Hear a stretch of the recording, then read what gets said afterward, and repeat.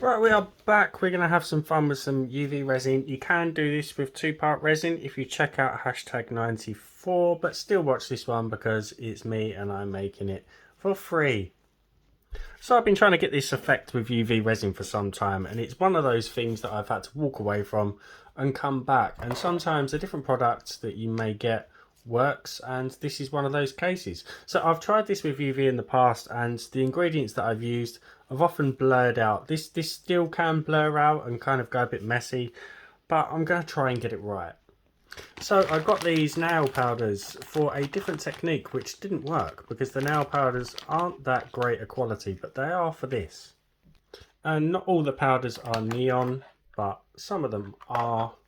And these, I've never hated anything so much when it comes to pot designs and stuff like that. These are horrible. You can't separate them. You have to take them apart in sections and put them back on the right way, because I have actually lifted up the wrong part and tipped all the powder out. So just be careful. So we are using the Artes Resin UV Clear Hard for this. And to begin with, we're just going to mix up some of our powders. We don't need much. We'll start by just tipping some of the UV resin into our mixing cup, like so. And it's probably not a good idea me doing this over the top of my mould. You don't need much of the powder. A little goes a long way.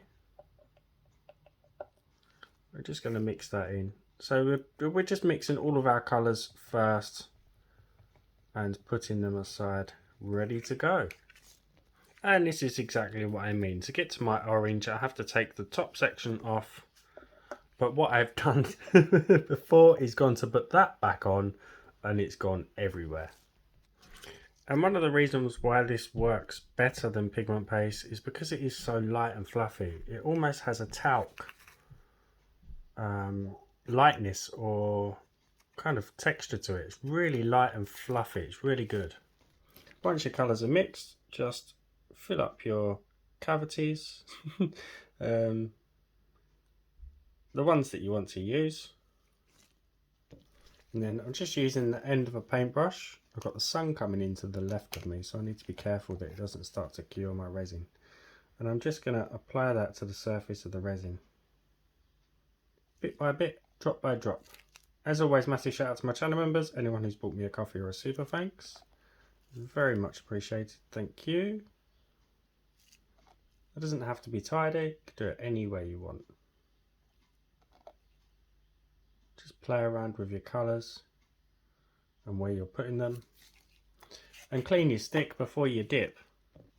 Now I'm going in with a yellow in between all of those gaps. It really is that easy. And then using my pin, I'm not going to go as far as to touch the bottom of the mould. Let me move you and lock my focus. There we go.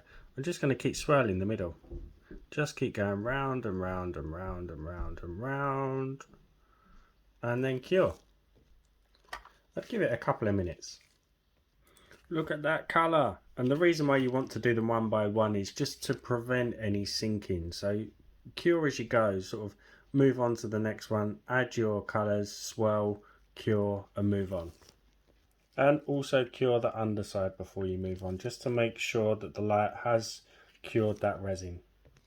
And with this one I've applied it, but I'm going to drag the pin through the colours and swirl it in a very different way to what we did the first one. And just make sure you're covering your small mixing cups over with something, because the light could shine onto those and cure your colours. You don't want that. So I'm going to continue doing the same kind of thing in some more ones, and if I get a really good one I'll show you what I did. So on this larger heart I'm using my dotting tool instead of my pin.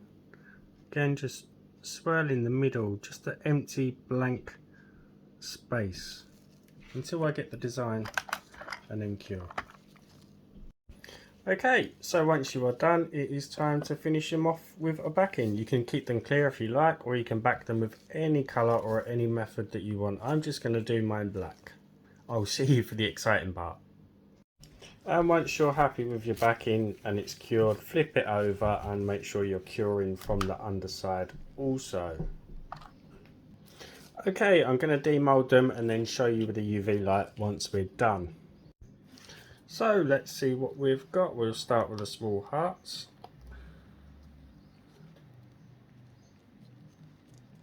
Look at that. Not a great colour combo, is it? But the effect is there. And like I say, I've had better results with this powder than any other medium with UV resin. It really can be a tricky one with UV. Really cute. As always, give the video a thumbs up, drop me a comment. If you haven't subscribed, it is free. Hit that sub button for me. Wow. Lots of tails up there, not so much down here. But it's super cool. Go with the one next to it. Wow, look at that. See, some of it's blurred out a little bit, but not much. I'll show you some others that I made also whilst I'm kind of practicing. Let's go with the hearts. I'm saving the ovals till last because ovals are always my favourites. Oh, look at that. See, the green has kind of blurred a little bit. So when it comes to the finer ribbons, it can happen. It's just because of the heat of the UV resin. But it's still cool. Let's go with the one next to it. I'm not overly keen on the green, to be honest. See, it's done it a bit on that one as well. Nothing to worry about, that's still cool. Let's go with the ovals. See what we've got. It's done it a bit down there on the green as well. That's a shame. Last one. Is it going to be the showstopper? I think so. Yeah, that is super cool. See some of that blur in there, but it's a really cool effect. Let's get the UV light on. Before we do that, this was one I did with the nail powder, the Aurora Metallics as a backing. Really cool effect. Just have a little play around with it. There's another one, just a black background. There's some small hearts here. Again, we've got a flashy one. Let's put them all together and turn on the light. There we have them. So the blurring doesn't look too bad when it's under the light. Actually looks really cool. There's some really stunning pieces there though. Absolutely love this effect. Right guys, hope you enjoyed the video. I will see you for the next one. Bye for now.